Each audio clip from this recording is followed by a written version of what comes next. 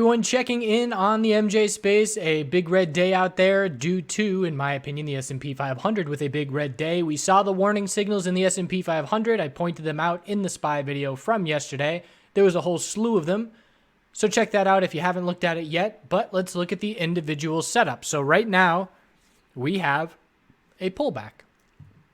So we're looking at hourly oversold bounces. And from here, I'm being really picky. It doesn't matter what the individual names are doing. I want to see CGC and Cron start hourly oversold bounces if I'm going to be confident that my individual name, whoever it is going to see an hourly oversold bounce as well. So whether it's in the US or the Canadian sector here, in my opinion, trying to get in for an hourly oversold bounce before we see signs of the sector leader starting to bounce is a little bit premature. Again, I would rather have that at my back, knowing that the other names are bouncing as well to give me a lot of confidence. So tomorrow's going to be very telling as to whether or not we do see some final recovery and some upside, or whether we see further weakness. Again, the S&P 500 could be the marker when it gets a solid hourly oversold bounce that these other names are going to bounce as well. CGC hit hourly oversold this morning. We bounced up. We formed a higher low. So we're going to be watching this hourly tightening pattern into tomorrow. Again, if the bounce gets going for SPY, we'll probably see CGC break 45.57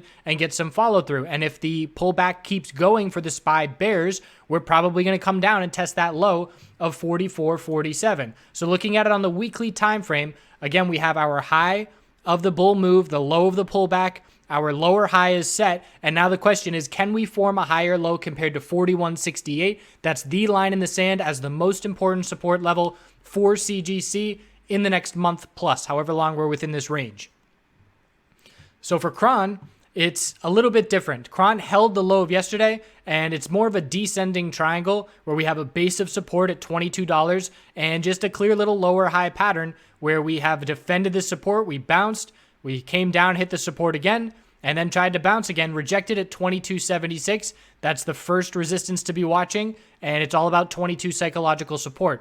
Bottom fishing play, if 22 can hold, if 22 breaks, we'll be watching to potentially head towards hourly oversold conditions. And we can see that because we held that low of yesterday, the RSI on the hourly time frame is not nearly as beat up on Cron as it is on CGC.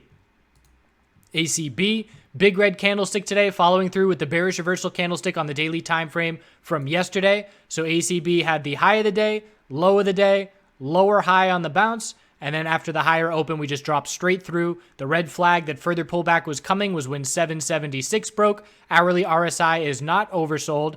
And again, we're seeing a more magnified pullback here because we just came off a very significant bull run without support established on the way up. So the most important support right now is 752, which is a double bottom at the low of the day. If 752 breaks, we're looking down at 733, and we have an hourly lower high of resistance at 767. So as you can see, as I've done the first three names here on this analysis, I'm looking at hourly lower highs as the most important short-term resistance because I want to know, can the bulls change the hourly trend? Can we break the lower high pattern? On any bounce attempt, as long as we just form an hourly lower high, the bears still have complete control. So the low of today is key support. The hourly lower high is key resistance. That's the tight range to be watching.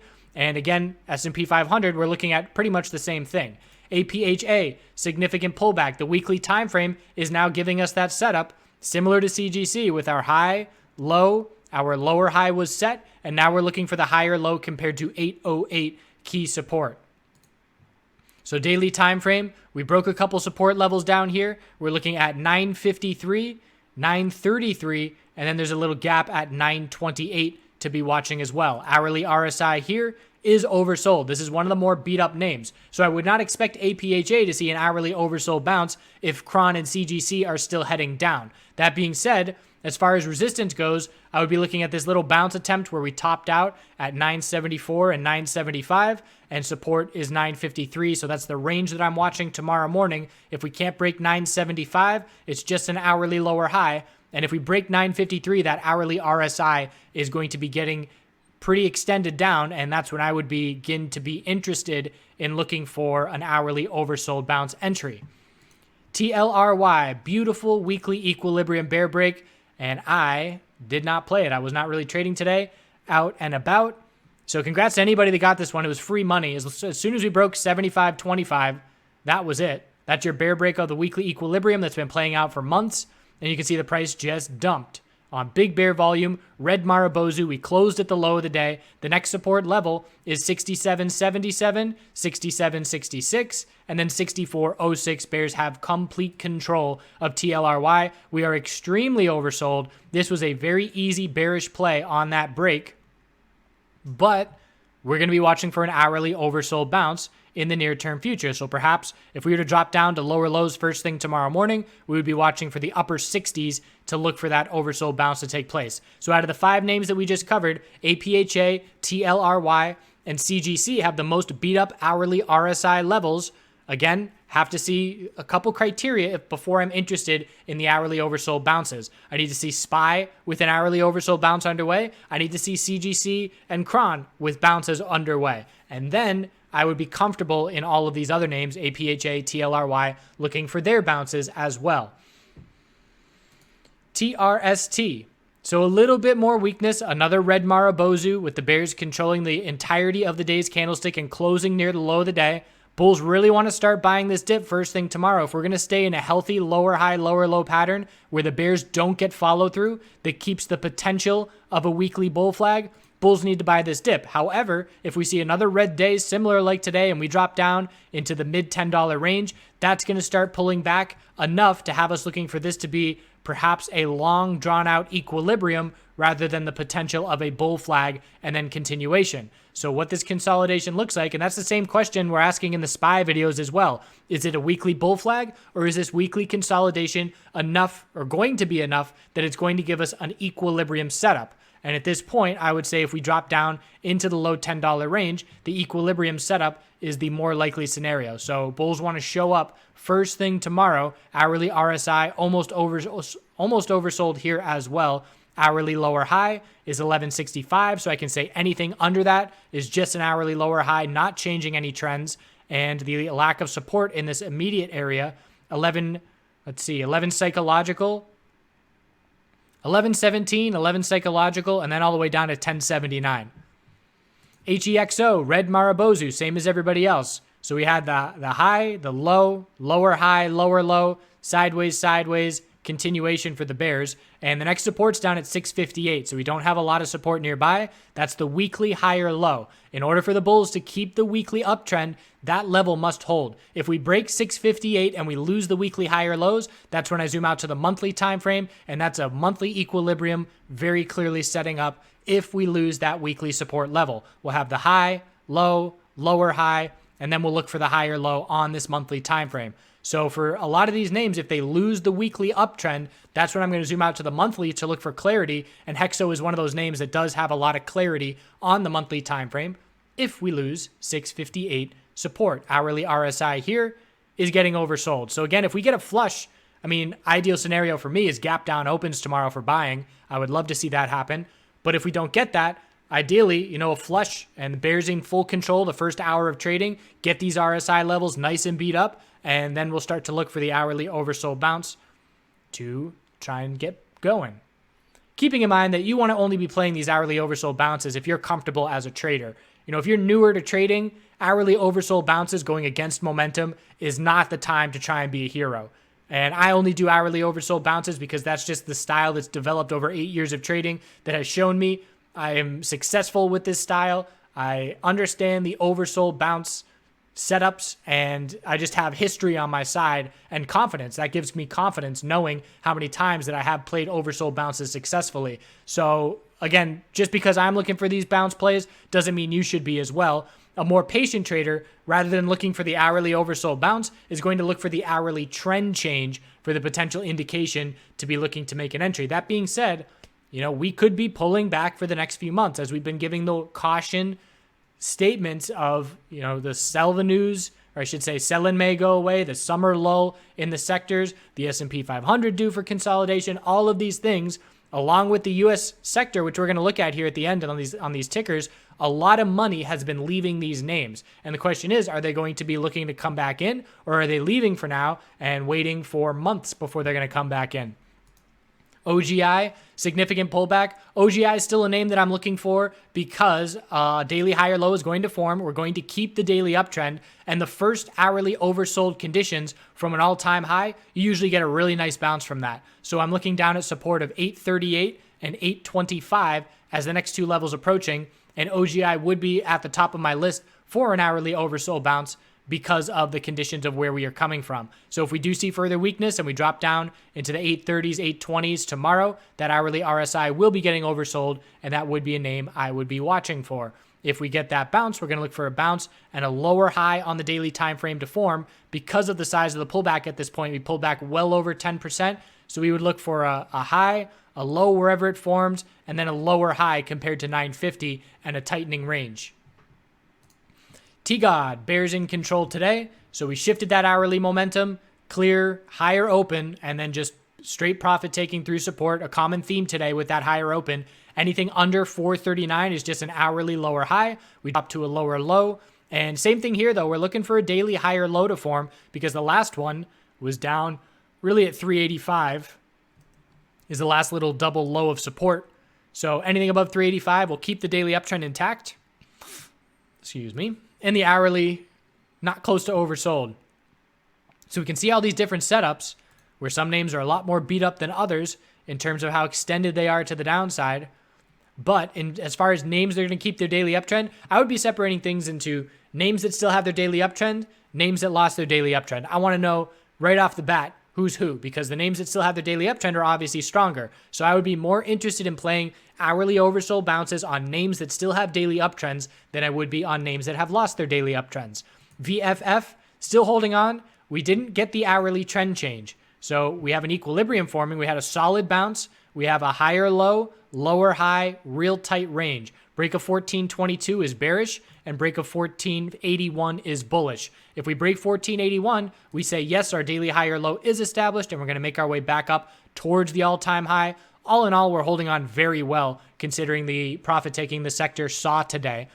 But if we do get a bear break, we still haven't found that daily higher low just yet. So VFF is another one to be watching, not for its oversold bounce play, but to see if CGC and Kron get some bounces going and the other oversold bounces get going tomorrow, I would expect VFF to be positioned fairly well to look for the potential of that 1481 resistance break from this equilibrium. So N showed us that it was weak, and charts don't lie. And I haven't looked at any fundamental anything about N ever. I'm aware of the CEO shenanigans going on, but as far as research, I haven't done any of it. But the chart alone allowed me to say this is the weakest Canadian MJ name. And it's done nothing but follow through with gaps. And I believe if you go back, I haven't done so, but I believe we first started raising the red flag of N right here, back at the end of January, when we were still in the mid $1 range, 130s or so.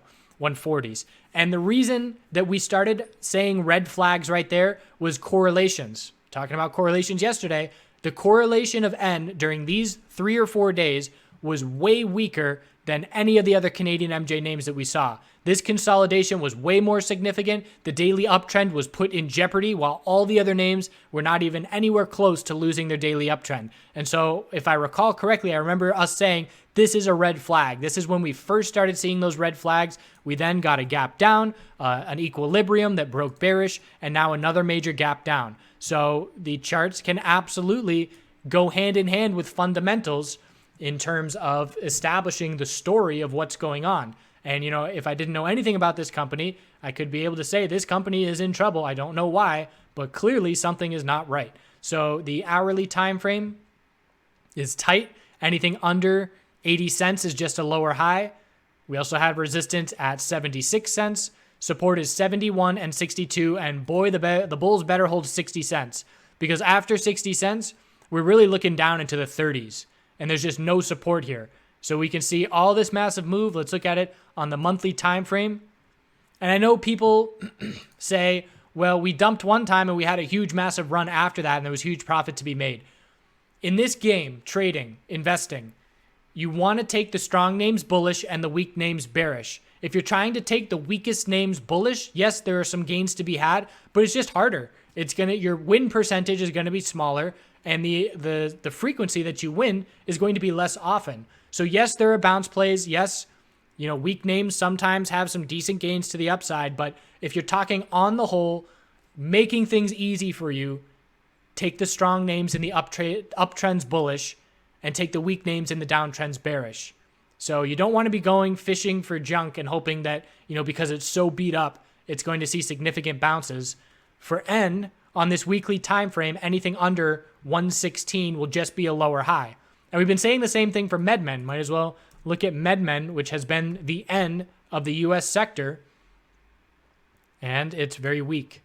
So all out dump the last week plus since earnings. 360 is about to be tested. After 360 is 346, and then the all-time low of 311. So all-time low in this instance, it doesn't mean it's a discount. It doesn't mean it's a good deal. It means the bears are in complete control. Bulls don't want to touch this name with a 10-foot pole. We're in a clear downtrend, and the momentum's against you. So it's almost like looking at a river and saying, well, the current's going against me pretty hard, and I only need to go 100 yards upstream to my destination. I'm going to go against the stream, and I'm going to swim against it and get to my destination, as opposed to standing and saying, well, there's another river and the current's lazily going that way and I got 200 yards to go, but it's with the current. That's going to be way easier. So take the strong names bullish and the weak names bearish, and you'll be happy long term.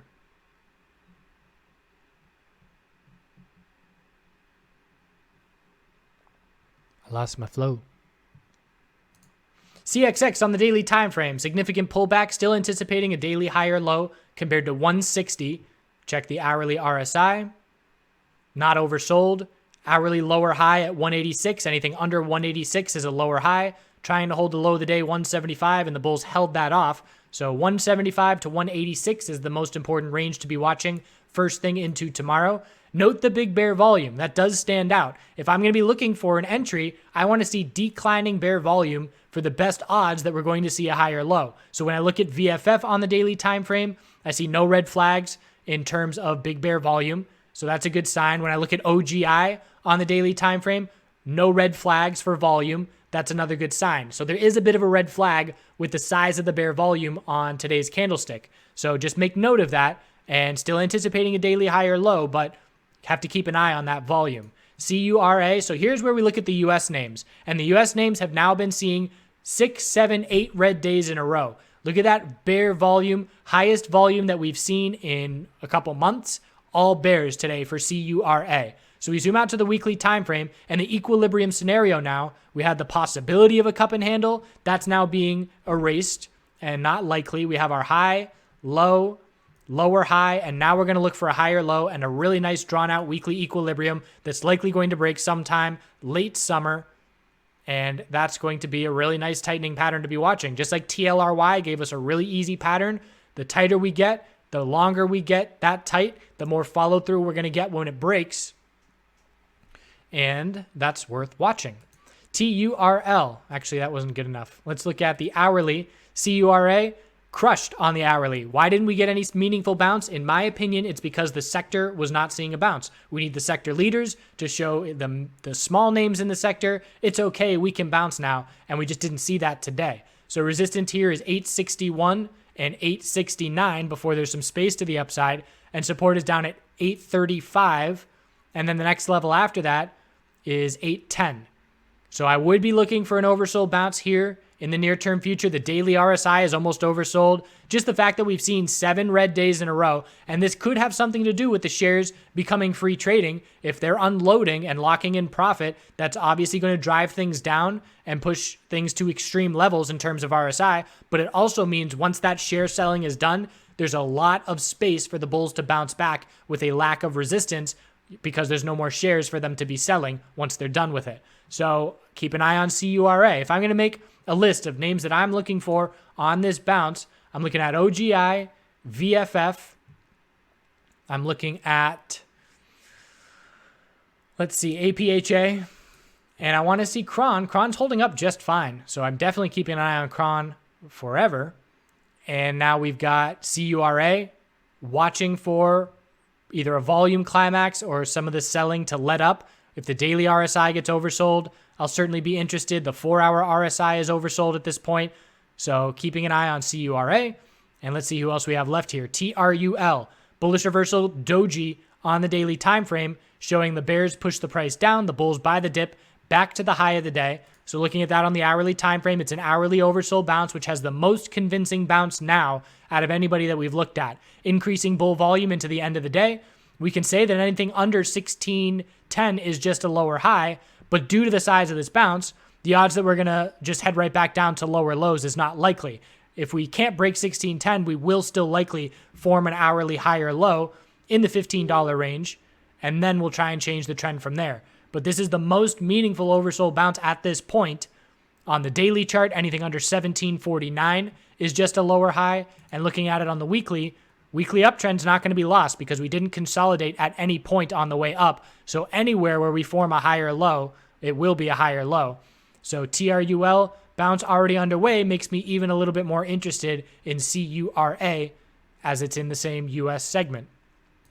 IIPR, still very interested. We filled the gap by 1 penny. 68.62 is the gap. 68.63 is the low of the day. So we bounced, didn't get much follow through. Resistance is 70 psychological, and the RSI on the hourly is oversold. We are anticipating a daily higher low is going to form. This is the first hourly oversold conditions from the all-time high. And again, anticipating a daily higher low is going to form. Absolutely interested in watching IIPR for a bounce in the near term. If I had to make it 3 names that I'm looking for, I'm going to watch CURA, IIPR, and AP.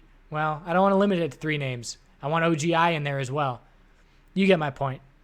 Try and focus on at least a few names. You don't want to get too overwhelmed. But some nice bounces are coming, at least for some short-term gains. Again, anticipating that we're not going to, play the hero and make an entry and hope for new all-time highs. We're going to anticipate that this bounce will result in a daily lower high. So we're not going to be greedy. We're going to look to take our short-term profits when we have them. IAN.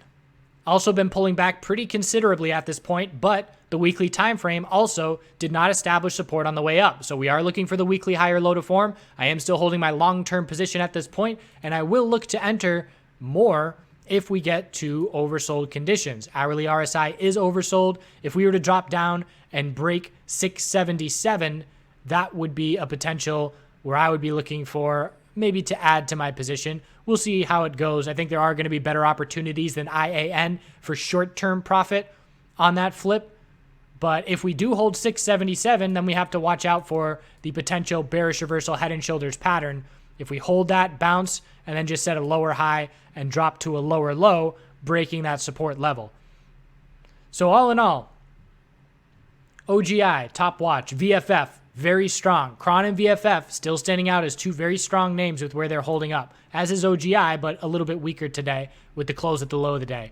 IIPR, CRUA, and again, hourly RSI on APHA has me interested, but I'm probably going to be focusing on these 5. OGI, VFFs, Cron, IIPR, and CURA. So we'll see if we get these bounce signs tomorrow. Again, SPY. Watch SPY. SPY is going to help or hurt. We can bounce. It's the kind of scenario where we can have an hourly oversold bounce in the sector without SPY helping much. If SPY is just, not doing a whole lot, we can still bounce. But it's the difference between, are we going to see a 2% hourly oversold bounce? Or if SPY is bouncing as well, are we going to see a 4% hourly oversold bounce? So the magnification of how big that bounce is going to be is absolutely affected by how SPY is behaving at that point in time. So it'll be an interesting way to wrap up the week. Clearly, weekly consolidation for the market is underway. We are seeing that effect as weekly consolidation for the sector is underway. There will be hourly oversold bounces. Those hourly oversold bounces are short-term bullish opportunities. That does not mean that these hourly oversold bounces are going to mark any kind of bottoms, because we could just cool off RSI levels and then see continuation down. It all depends on SPY. Hope you had a good day. Let's check out Chapter 5 of the road trip. So now we got Chapter 5 as we are heading across the country. We left off in Missouri, skipping across Kansas, heading to Boulder, Colorado. I've been on the road at about a month at this point, and in Boulder, I had lined up a spot for woofing, and I've talked about that a few times, worldwide opportunities on organic farms, and they have every end of the spectrum where you have full-fledged farms that go to markets, and you have just older women living by themselves who can't keep track or can't keep up with their garden and the yard work and the hard labor and splitting wood, and they just need help. So you exchange 25, 30 hours a week of labor for room and board. And I cannot stress enough how awesome this is and how everybody should do it. And I've done it maybe 6 different times around the country, and it's completely immersing yourself in someone else's lifestyle. So, learning to forage mushrooms in West Virginia, or discovering, secret little watering holes up in Northern California. There's just so much, even the books that people have, and reading their books in the downtime, eating their food and watching, how they incorporate the local produce that's out in the woods, scavenging around, and how they put, lamb's quarter in their meals and things like that. You just learn so much so quickly. So I would generally break it up. I do a month on the road, then I do maybe 2 weeks of woofing, and that allows me to have a bed and, have a shower and have nice food. When I was saying I was living minimalist, I definitely was, where, I was eating cold cans of soup in my cars at some points. So when you get a nice home-cooked meal, that can make all the difference in the world. So after a month, I was heading that way towards Boulder. There were a couple things in Kansas, but the green is what you want to see, because green is national parks, national forests, places to camp, and you can see Kansas is just void of all of that, and it's really flat. But it's nice when you get close to the west border and you see the big looming Rocky Mountains ahead, and it's just this constant growing excitement, and excitement grows with the size of the mountains as you approach them. This was one of the stops in Kansas where we had an overhang, and some kind of barn swallow, mud swallow, birds were making these little nests, and they were just going nuts. And I said I love observing nature, but just watching, 100 of these birds whip in and out of here and chattering and just party time, and watching how they all interact was very interesting. And they had some of these dead forests that are swamplands, and I always like these landscapes. I think it's a nice, cool, eerie spot. Nice sunset reflecting off the dead trees in the water. So then there's a fuzzy, blurry baby bunny, but got over to woofing. This was her house. This was her backyard, and just incredible view. And my job was to take care of Nina, who was a border collie mix, and she just wanted to work. She wanted a job. She wanted to run. So my job was to take her out for, a half hour every day, throw her the ball, and just run with her.